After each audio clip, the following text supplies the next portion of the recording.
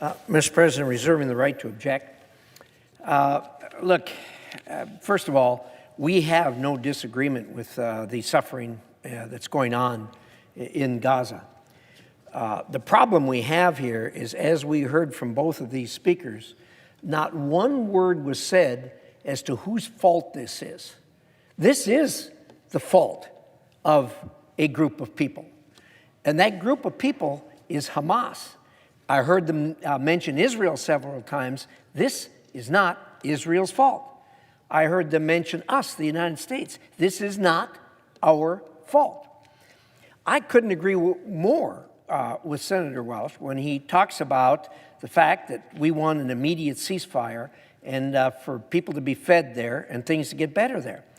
It is so simple. It is so easy. It is totally in the hands of Hamas. If they release the hostages, they lay down their arms, and they surrender, not one more bullet will be fired, and there will be scads of trucks come into Gaza. That's how this ends.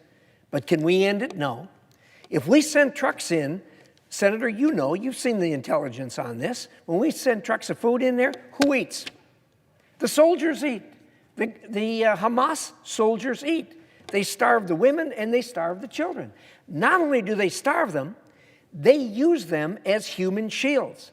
And they set up their facilities, their military facilities, in hospitals, in schools, in mosques, in all kinds of places that they then wring their hands and say, oh my gosh, we've been attacked.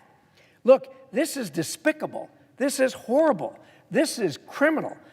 It's beyond human understanding how human beings could treat other human beings the same way, especially when you're related to them as they are in Palestine.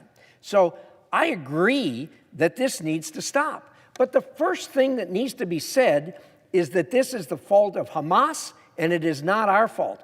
And it doesn't matter if we roll trucks in there tomorrow, that food would be taken, it would be stolen, it would be distributed by Hamas to their fighting soldiers, and the dying and the suffering of the women and children would continue. This thing is badly aimed. It does not in any way lay the fault where it belongs, and that is at the feet of Hamas. So based on all that, I share your objective. This gets us nowhere, and worse than that, it doesn't point out where the problem is. Madam President, I object.